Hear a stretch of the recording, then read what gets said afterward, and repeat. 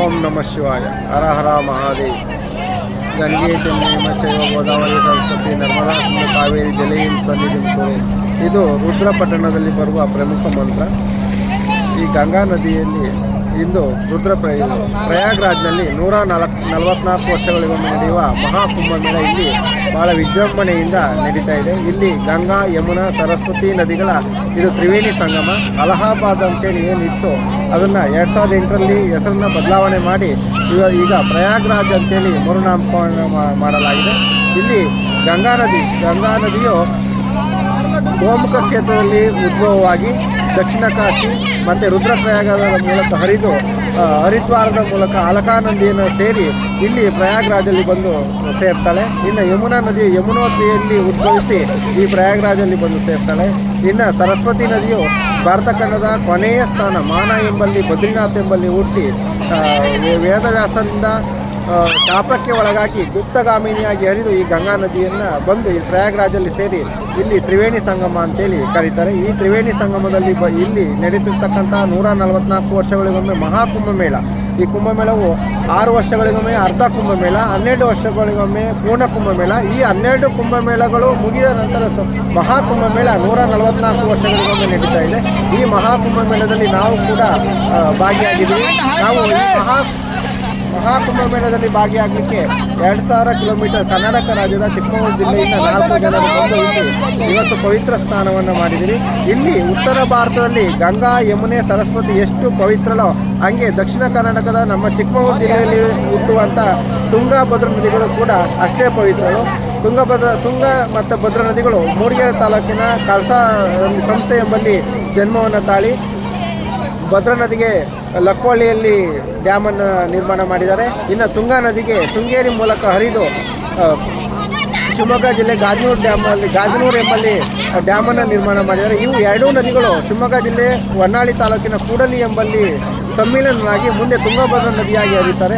ಈ ತುಂಗಭದ್ರಾ ನದಿಯ ದಡದಲ್ಲಿ ಹಲವಾರು ಪವಿತ್ರ ದೇವಸ್ಥಾನಗಳು ಕೂಡ ಸ್ಥಾಪನೆಯಾಗಿದ್ದಾವೆ. ಶೃಂಗೇರಿಯಲ್ಲಿ ದಕ್ಷಿಣಾಯನ ಶಾರದಾ ಪೀಠ, ಇದು ಶಂಕರಾಚಾರ್ಯರು 8ನೇ ಶತಮಾನದಲ್ಲಿ ಸ್ಥಾಪನೆ ಮಾಡಿದರು. ಶಂಕರಾಚಾರ್ಯರು ಇಡೀ ಭರತ ಖಂಡವನ್ನು ಅವರ ಜೀವಿತಾವಧಿಯಲ್ಲಿ 4 ಬಾರಿ ಕಾಲ್ನಡಿಗೆಯಲ್ಲಿಗೆ ಸಂಚಾರ ಮಾಡಿ 4 ಪೀಠವನ್ನು ಸ್ಥಾಪನೆ ಮಾಡ್ತಾರೆ. ಆ 4 ಪೀಠಗಳಲ್ಲಿ ದಕ್ಷಿಣಾಯನ ಶೃಂಗೇರಿ ಶಾರದಾ ಪೀಠನೂ ಒಂದು.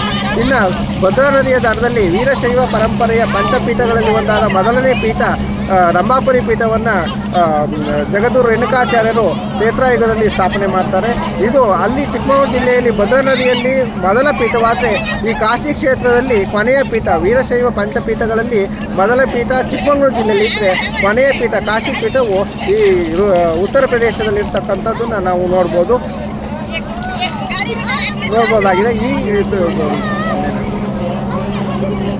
ಈ ಪವಿತ್ರ ನೋಡಿ, ಇದು ಸಂಗಮ ಸ್ಥಾನ, ಸಂಗಮ ಕ್ಷೇತ್ರ ಅಂತೇಳಿ ನೋಡ್ಬೋದಾಗಿದೆ. ಗಂಗಾ, ಯಮುನಾ, ಸರಸ್ವತಿ ನದಿಗಳ ತ್ರಿವೇಣಿ ಸಂಗಮವನ್ನು ಎಲ್ಲರೂ ನೋಡ್ಬೋದಾಗಿದೆ.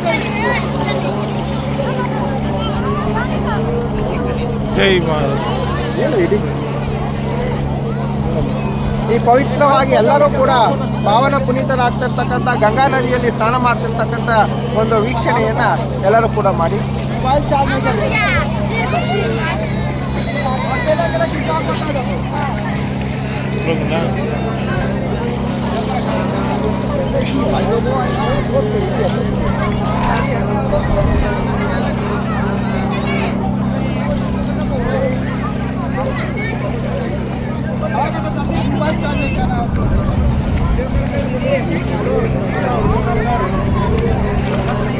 ಈ ಮಹಾಕುಂಭಮೇಳವು ಫೆಬ್ರವರಿ 13ರಿಂದ ಈ ಜನವರಿ 13ನೇ ತಾರೀಕಿನಿಂದ ಫೆಬ್ರವರಿ 26ರವರೆಗೆ ಮಹಾಶಿವರಾತ್ರಿ ದಿನದವರೆಗೆ ಅದು 45 ದಿನಗಳ ಕಾಲ ನಡೀತಾ ಇದೆ. ಇನ್ನೂ ಸಮಯ ಇರೋದ್ರಿಂದ ಯಾರ್ಯಾರು ಬರೋ ಇಚ್ಛೆ ಇದೆ ಎಲ್ಲರೂ ಕೂಡ ಈ ಮಹಾಕುಂಭಮೇಳದಲ್ಲಿ ಭಾಗಿಯಾಗಬೇಕಾಗಿ ಎಲ್ಲರ ಪರವಾಗಿ ನಾವು ಕೇಳ್ಕೊತೀವಿ. ಅಲ್ಲದೆ ಉತ್ತರ ಪ್ರದೇಶ ಸರ್ಕಾರನೂ ಕೂಡ ಇಲ್ಲಿ ಬರುವ ಯಾತ್ರಾರ್ಥಿಗಳಿಗೆ ಯಾವುದೇ ರೀತಿ ತೊಂದರೆ ಆಗದಂತೆ ಸೂಕ್ತ ವ್ಯವಸ್ಥೆಗಳನ್ನು ಕೂಡ ಮಾಡಿದ್ದಾರೆ. ಯಾವುದೇ ಇಲ್ಲಿ ಅಹಿತಕರ ಘಟನೆಗಳು ನಡೀತಿಲ್ಲ. ಏನೋ ಮೌನಿ ಅಮಾವಾಸ್ಯೆ ದಿನ ಅಕಾಲಿಕವಾಗಿ ಒಂದು ಕಾಲ್ತುಳಿತ ನಡೀತಾ ಇದೆ. ಆದರೆ ಇವತ್ತಿನ ಸನ್ನಿವೇಶ ನೋಡಿದ್ರೆ ಯಾವುದೇ ರೀತಿ ಇಲ್ಲಿ ಅಹಿತಕರ ಘಟನೆ ಇಲ್ಲ. ಲಕ್ಷಾಂತರ ಕೋಟ್ಯಾಂತರ ಜನರು ಇದ್ರೂ ಕೂಡ ಯಾವುದೇ ಒಂದು ಸುದ್ದಿ ಬರದಲ್ಲಿ ಈ ಉತ್ತರ ಪ್ರದೇಶ ಸರ್ಕಾರ ಸೂಕ್ತ ವ್ಯವಸ್ಥೆಯನ್ನು ಮಾಡಿದೆ. ಈ ಉತ್ತರ ಪ್ರದೇಶ ಸರ್ಕಾರಕ್ಕೆ ತುಂಬು ಹೃದಯದ ಕೃತಜ್ಞತೆಗಳನ್ನು ನಾವು ಹೇಳಬೇಕು. ಯಾಕಪ್ಪ ಅಂತಂದರೆ ಈ 144 ವರ್ಷಗಳಿಗೊಮ್ಮೆ ನಡೆಯುವ ಈ ಕುಂಭಮೇಳದಲ್ಲಿ ಭಾಗಿಯಾಗದೇ ಒಂದು ನಮ್ಮ 7 ಜನ್ಮದ ಪುಣ್ಯದ ಫಲ ಅಂತ ಹೇಳ್ಬೋದು. ಯಾಕೆಂದರೆ ಎಲ್ಲರಿಗೂ ಈ ಅವಕಾಶ ಸಿಗಲ್ಲ. ಇಲ್ಲಿಗೆ ಬರಬೇಕು ಅಂತ ಅವಕಾಶ ಇದ್ರೂ ಕೂಡ ಕೆಲವರಿಗೆ ಬರೋಕ್ಕಾಗಲ್ಲ.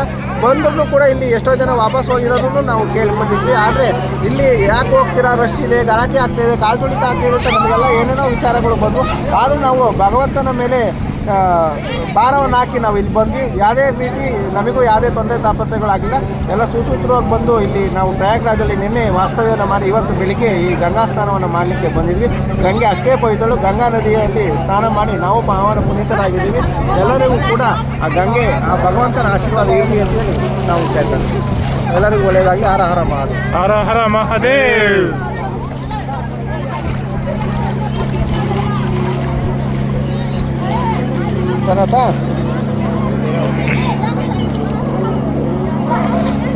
ಇದು